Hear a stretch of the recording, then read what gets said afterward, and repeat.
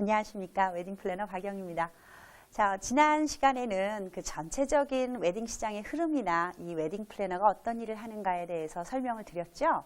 자, 그렇다면 이제 오늘부터는 웨딩 플래너가 그 일을 하게 되는 프로세스에 따른 어떻게 보면 이게 그 상담 순서이기도 합니다. 그래서 일정 잡기를 좀 쭉 설명을 드리도록 하겠습니다. 대체적으로 일정 잡기라고 하면 자, 어떻게 해서, 그러니까 대부분 이제 신랑 신부들이 고민을 한다는 게, 자, 무엇부터 해야 되는지 순서가 난감해 하거든요. 그래서 그런 게 바로 이 결혼 준비하는 순서가 웨딩 플래닝의 순서와 같다라는 뜻을 일단 강조를 드리고 싶고요.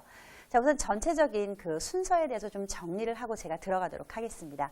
우선 가장 먼저 이루어지는 게 양가의 공식적인 그 절차 첫 번째가 상견례예요. 이제 이거는 뭐 중매가 됐든 연애가 됐든 양쪽의 어른들을 모시고 이제 신고식이라고 할 수 있겠죠. 그래서 그 신랑님 측의 그 부모님 또 신부님 측의 그 부모님 그리고 이제 직계 가족들은 보통 이 상견례도 많이 참석을 하거든요. 그러면 양쪽의 가정들이 이제 모여서 인사를 하는 첫 번째 공식 절차입니다. 그러니만큼 이 상견례에 따른 또 예의 범절도 있고 의외로 또 어려움도 있다라는 거 상견례 그 보충 설명 시간을 제가 하도록 하겠습니다. 그래서 첫 번째가 이제 상견례.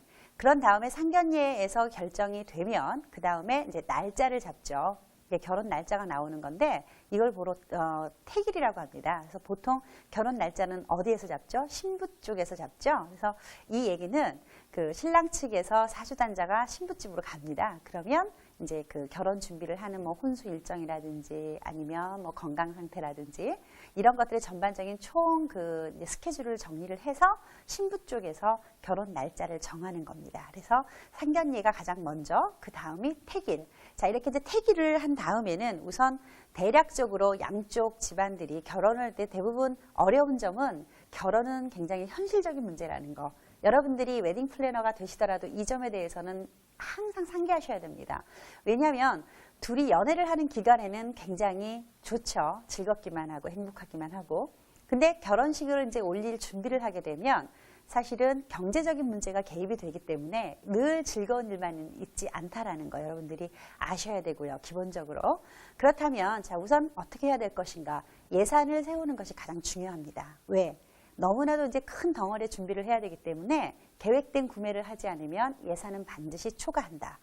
여러분들이 그냥 뭐 그 음료수에 뭐 군것질을 약간 하실 때 가까운 그 구멍가게를 찾는 거하고 조금 대형 마트에 가서 장을 보시는 거하고는 예산이 달라지겠죠. 그와 마찬가지입니다.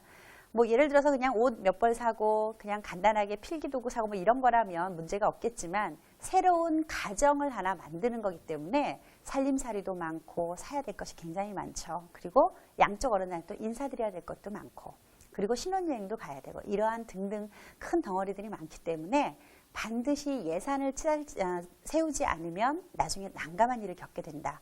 이 얘기는 그 결혼을 해서 한 가정이 탄생을 하면 이제 어때요? 부모님 그늘에서 벗어나는 거죠. 완전한 독립을 이루기 때문에 경제적으로 얼만큼 우리가 그 신혼여행 때 제가 보충 설명을 드릴 텐데 신혼여행 가셔서 뭐 좋은 데 가셔서 룰루랄라 하고 맛있는 거 드시고 이런 게 신혼여행이 아니고 자, 우리가 어떤 삶을 살 것인가?